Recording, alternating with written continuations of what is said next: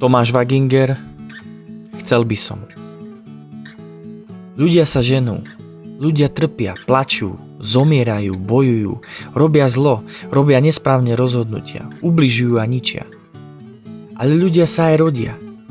Plačú od smiechu, milujú sa, dosahujú šťastie a zdravie, tvoria krásne veci, pomáhajú si, neničia dobré veci.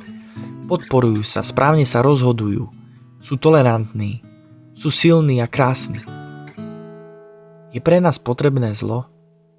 Prečo netvoriť krásu a smerom za ňou prekonávať ťažkosti a prekážky, ako miesto toho nechať niesať deštrukciou a zlom? Prajem si slobodu pre nás ľudstvo.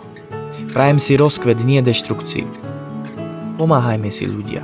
Všetci chceme lietať, žiť, byť šťastní, mať väčšie hry a nie tie prízemné, ktoré nie sú našim skutočným obrazom.